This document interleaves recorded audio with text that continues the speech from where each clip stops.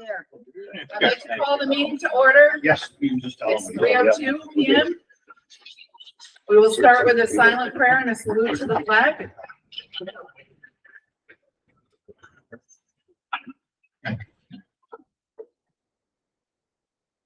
I Of the United States of America, and to the republic for which it stands, one nation, under God, indivisible, with liberty and justice for all.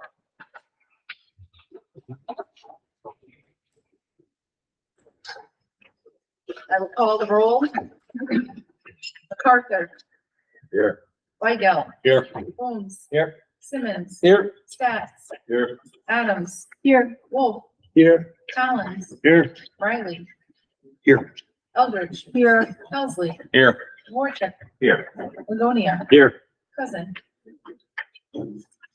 Mia. Yeah. Chanitas. Here. Mussman. Here. Scalera. Here. Desi. Here. Hoatling. Here. Morel. Here. Not. Here. Skoda. Present.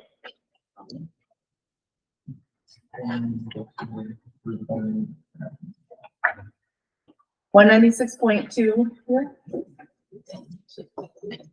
And 3.8 absent. We have a quorum. First order of business is the selection of a temporary chairman, and I call for the nomination of the same. I would like to nominate Supervisor David Helsley for temporary chair. Do I have a second? Second. All in favor? Aye. Opposed? Supervisor Halsey, you can take the position of temporary chair.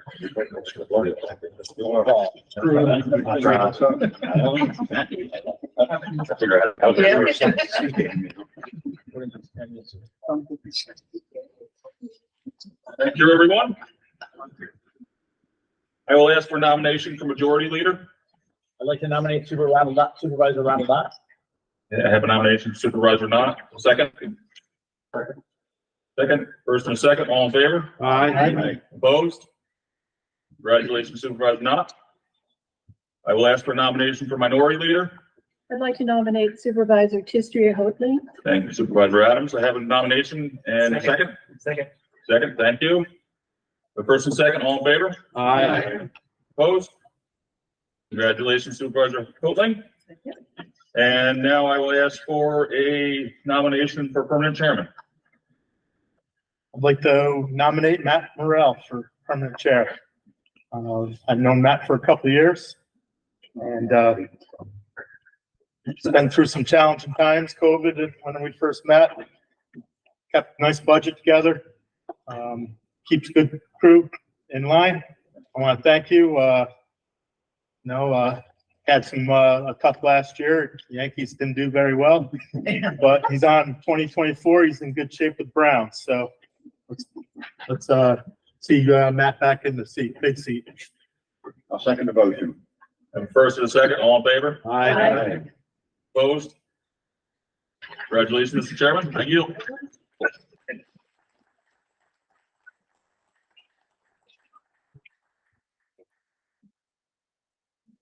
Ron and Tistria, you can take your seats.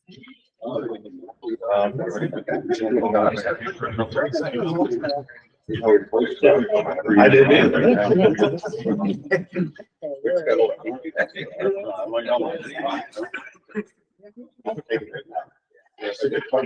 See how you are. Put your names on. I should have said Michelle. I don't bring that one. They gave it to me back there. Take it away from me. They were kicking me out.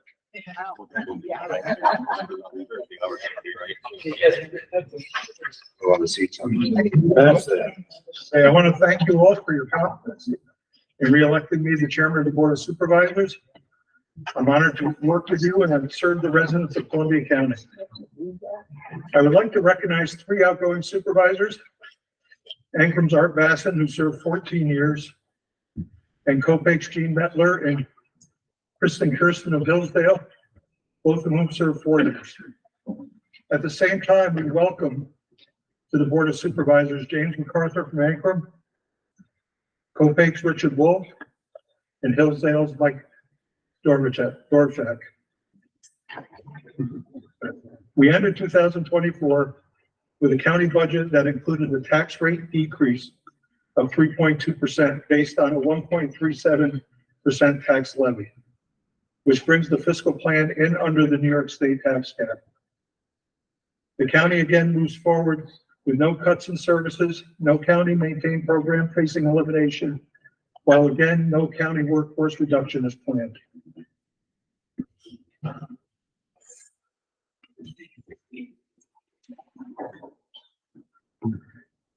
In keeping with the philosophy I've held in my times as chairman and budget officer, once again, this budget was designed to enhance the county's fund balance, to ensure that the revenue flow into the county remains healthy, and to continue the maintenance of infrastructure, and to provide services to residents dealing with a changing economy and at times personal difficulties. The county's Moody Investor Rating Service the county's Moody Investor Service rating remained at a AA3, a rating that the county's maintained since 2013. This continuing stable financial position has been accomplished by adhering to balanced budgeting and implementation of cost controls, consolidations and achieved through the central business office, and other measures implemented by the county department heads, together with the support of the Board of Supervisors. I'd like to express particular thanks to Treasurer PJ Keeler, Controller Jim Bright, Supervisor Deputy Chairman Rod Lagonia, Supervisor Deputy Chairman and Finance Chairman Jim Guzzi, Supervisor Ron Knott, Supervisor Tistria Hoatling, outgoing Supervisor Art Basson, Supervisor Rick Scalera, and County Human Resources Director Michael Williams Reardon, County Attorney Rob Fitzsimmons, and the clerk of the board, Kelly Vaccaro, for their assistance in preparing this budget. Just to list a few of our 2023 accomplishments. We worked on a makeover of the Greenport Transfer Station. The major hub for solid waste disposal in the county was completed. A major goal was to break up the congestion at the Greenport Station and increase efficiency. In addition, the installation of an Eco-Rich Elite 2 aerobic composter digester at the Greenport Station has enabled the county to offer a fully automated way to convert food waste into a nutrient-rich soil amendment that can be added to landscaping and other plantings. Also, a 187 kilowatt solar installation and a new roof at the main DPW garage on County Route 23 has been completed. The solar installation will offset electrical usage at the garage and through remote net metering offset electrical costs in the county buildings as well. The Managed Information System Department continued its strong work in keeping the county workforce protected in the area of cybersecurity, as well as keeping the day-to-day MIS operations of the county flowing. A major energy upgrade is underway at the Department of Social Services building, which to date has seen new boilers installed and go online. And in 2024, the project is set for completion as a roof is replaced and a remainder of the HVAC systems upgraded and a 50 kilowatt solar array estimated to offset 50% of the building's electric costs will be installed. Looking ahead, the Valley View Bridge and the town of Copake slated for a full 90-foot superstructure replacement with November as an anticipated completion date. Of the 4.2 million projected cost, 4 million has been funded by the 2018 Bridge New York grant program. From the 2021 Bridge New York program, 2 projects are set for construction to begin and conclude in 2024. The first being the full 25-foot culvert replacement on County Route 7 over the tributary to the Rojan in the town of Gallatin.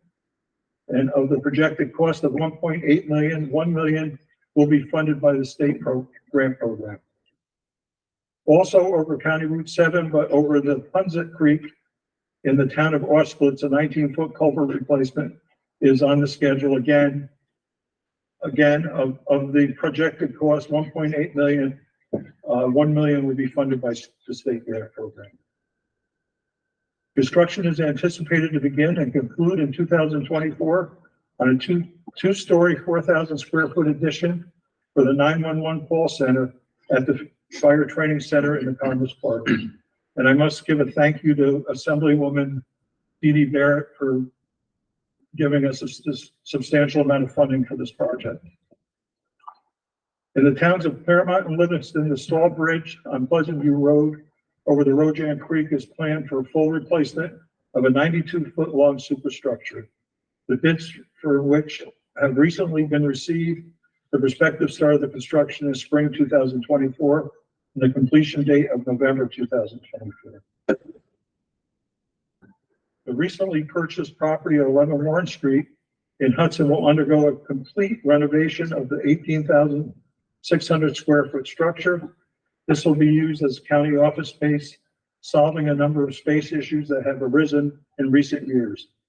A public input meeting will be held on Wednesday, January 24th at 4 p.m. in the Board of Supervisors chambers. As we begin 2024, we say goodbye to Solid Waste Director Jolene Race and welcome Wendy Matson as the department's new Executive Director. In closing, I would like to give thanks to you and our department heads for your hard work during these challenging times. Thank you.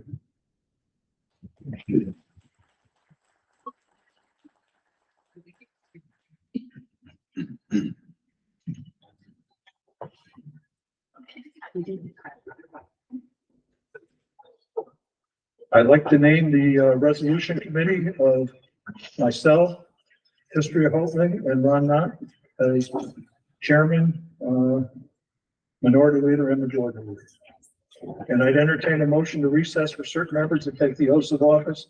Holly Tanner, our county clerk, is here to be able to do that. There's a motion. Second. All in favor? Aye. Opposed? Carried. Hey. Call the meeting back to order.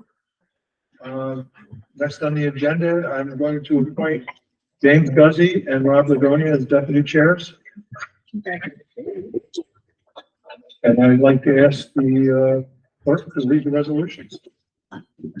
Resolution 1 of 2024 through resolution 32 of 2024. By Supervisor Knott. Mr. Chairman, I offer these resolutions for adoption. Second the motion? All in favor? Aye. Opposed? Carried.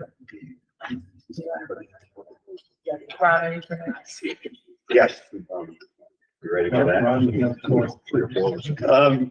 Due to some last minute opportunities, I'm going to ask for a motion to bring a resolution from the floor. CDDC was contacted. Chris Brown is here from our housing task force, and they were contacted on just a couple days before Christmas that New York State Housing Authority had authorized a grant that the housing task force is interested in obtaining, where we might get money for ADUs construction in Columbia County. And this was announced, and the deadline to file is February 2nd, so they didn't give us much time at all. So that's why this hasn't gone through any committees or anything. So I'm here today. I've given you all a copy of resolution. We don't have a number on it. 33. That's what we did on that one. So right now I need to ask for a motion to bring a resolution from the floor for a 2/3 vote. I'll move it. Second. Motion second. All in favor? Aye. Opposed? Carried. Next, I will make a motion to approve resolution number 33. Second.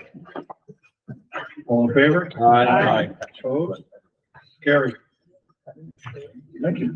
Thank you. Do we do 2/3 vote? Well, yeah, you guys the same thing. Everybody ate no nays, so that's equivalent to a roll call. Whatever your number is, then that's. Perfect, all right.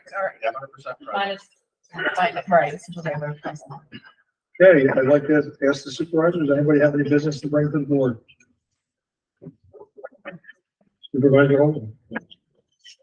I would just like to say Happy New Year to everyone and welcome to all the new members. Excited to work with you and excited to have you continue as chairman and continue under your leadership. So thank you all and Happy New Year.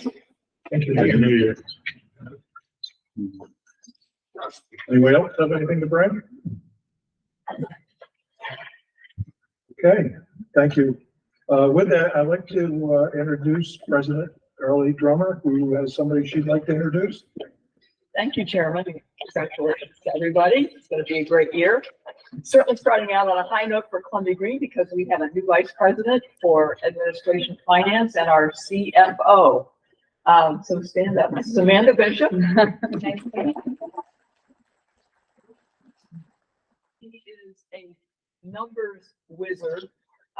She's been working with Columbia Green for the past year and a half as our assistant director of accounting. I've gotten to know her very well over that time because she's been working arduously with our foundation, trying to help, like we're in transition right now with some software platforms, and she's been just incredible help with that. She is a Marist graduate, has an MPA, Master of Public Administration. I'm sorry, we educators talk in acronyms and I shouldn't do that. She's also a very proud resident of Ancramdale, and she just told me that her late grandfather was a very close friend of your new supervisor from Ancram. So she's got ties here. So if there are any questions for Amanda at this point, please feel free to ask. Welcome. Congratulations. I also wanted to, along the budget lines, I put a flyer at each of your places that was developed by the New York Community College trustees and the New York Community College Association president. And it is looking at the funding structure for the community colleges at SUNY. Thankfully, Columbia County and Greene County are incredible advocates for our wonderful college.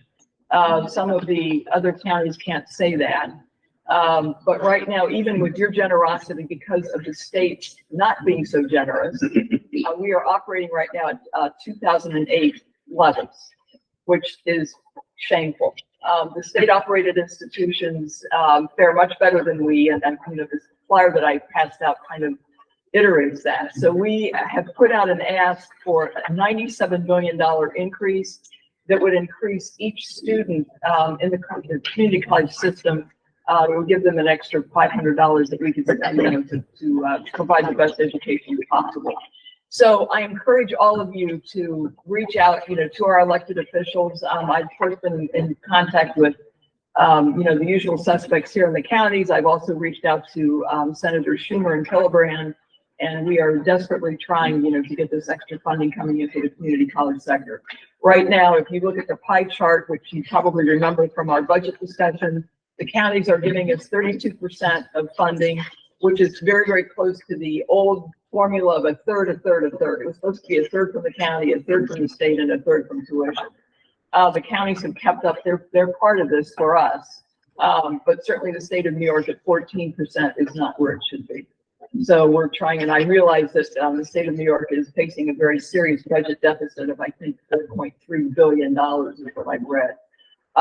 So any help you can, give for this effort would be much appreciated. So if you have any questions, feel free to ask.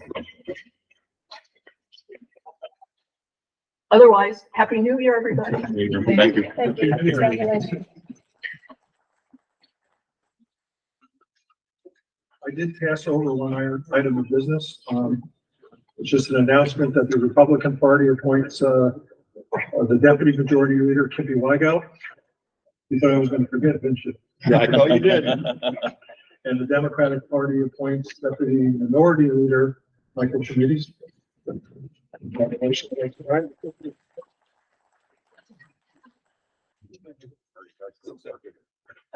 And I have our emergency management director here and one of his deputies. He wants to talk about the hazard mitigation plan, the 5-year plan quickly.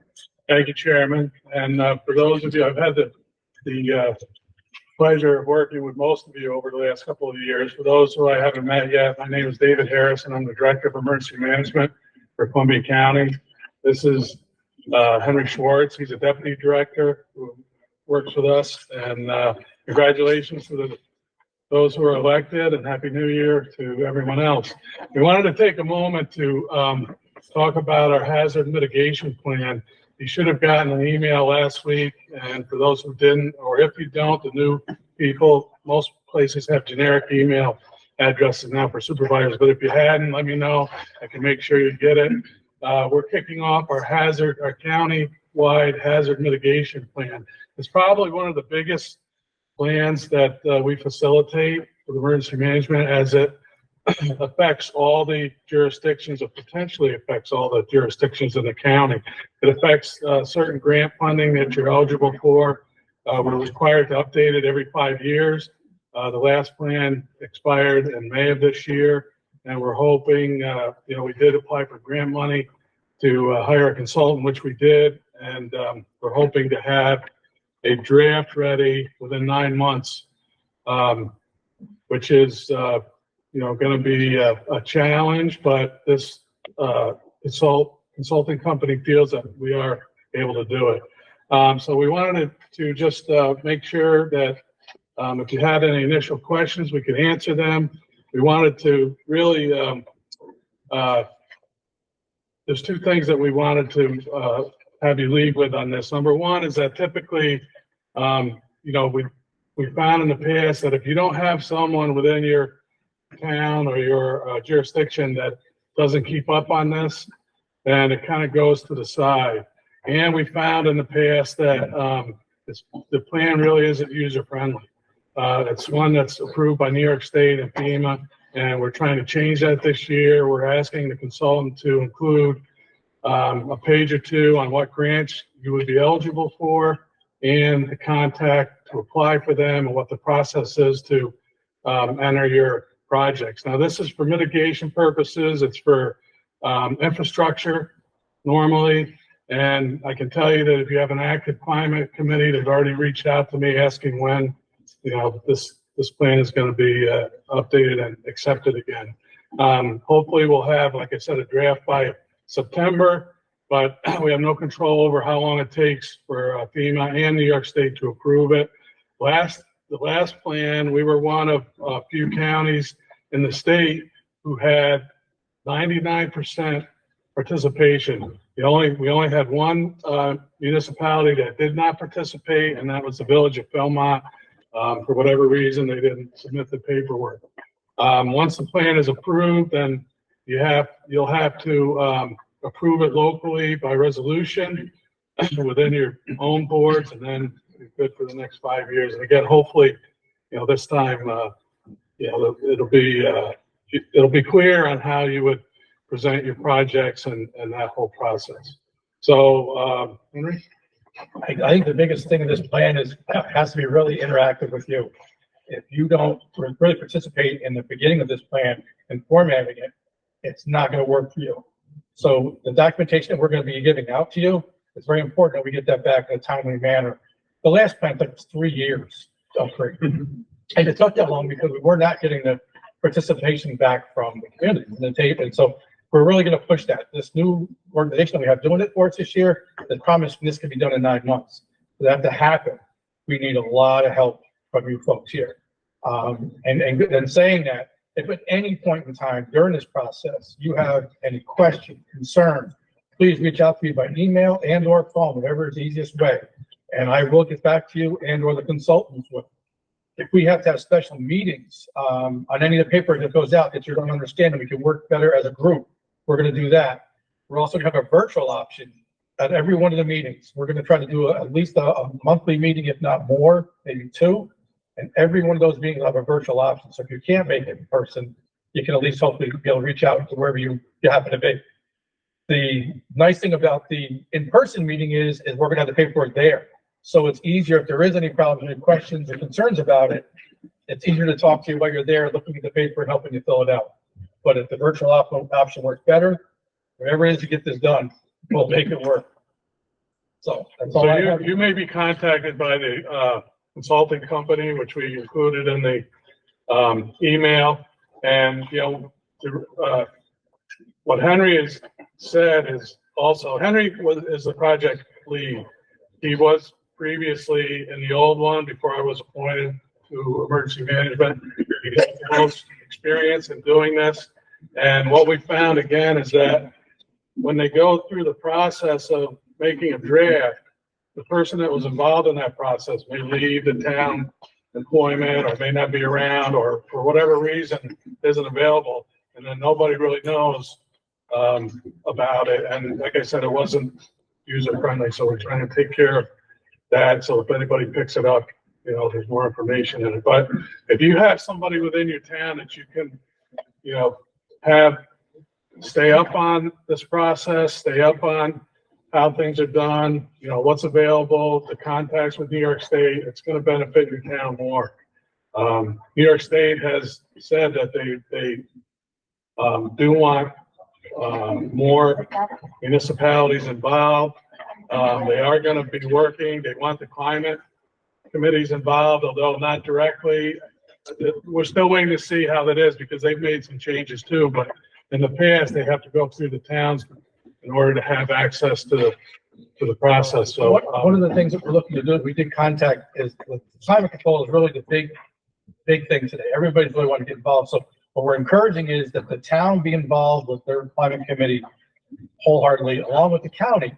And if we have to have a special meeting or more than one, just to deal with that one single issue, we can do that. In the past, it's just sort of been thrown in there with everything else, and people don't feel that it got its fair shake. So we want to make sure that it does, and everybody's happy with that aspect. So, and we did identify in the last one, yes, but climate change is real, and for whatever reason, it's happening. But that New York State has indicated that they do want that as a part of how the municipalities plan going forward and how they mitigate areas as they go forward. So it'll be part of your grant application process for the various grants that you'll be eligible for. So, anybody have any questions or? Do we know how much of the data collection is similar between the climate vulnerability and adaptability data collection that we've been doing, which is quite substantial? There is some of it in there. The last plan had evacuation routes, and there's a lot of information in there. A lot of it is available online now with population, and but you're going to certainly be able to give input on that. Areas that may be underserved or hard to reach, or any area within your jurisdictions that you think could be a problem when it comes to extreme weather, disasters, or whatever. Again, it's directed at natural disasters and mitigation and primarily infrastructure, but some of it can be used for any type of disaster. If there was a man-made, not man-made. Sorry, we can't use man-made disaster. No, you can't use it, but a lot of it, not a lot of it, but certain things, evacuation routes and some of the other organizational parts of it are the same for man-made disasters. But really, if you look at the specific requirements, it's for natural disaster. Climate's going to be a lot larger part than it was in the past because it is a much larger, more important to more communities and more people throughout the state. So it is going to have a bigger presence in this new plan. Because a lot of the areas that we've identified in those studies are vulnerable areas for flooding and for road damage to storms and things like that. That's why they're so important to this new plan, because they're already identified. There's already people working on those things. So we're not going to have to duplicate those resources. That's what we're I'm taking thinking. advantage of what's already out there for us. We recently met with the National Weather Service. They came down and coming out with some really good technology that's going to allow us to identify swell areas. And, we actually met with the Army Corps of Engineers and New York State Dishes about river surge. That's a project that they're working on. So there's a lot going on. And, if you have any questions or you didn't get the information, let us know. But this is a kickoff for us as well in January of 2024. So we wanted to touch base with you.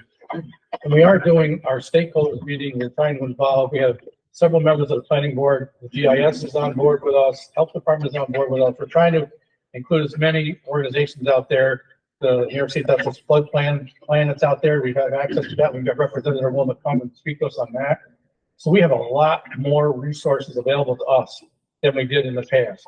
That, and I have to say, I'm a little bit smarter on it than I was the last time around, so I'm asking more questions too, so hopefully that's gonna help us all. Any other questions? Thank you. Appreciate it. Thank you. There's no other business. I would entertain a motion to adjourn. So moved. Okay. All in favor? Aye. Opposed? Carries.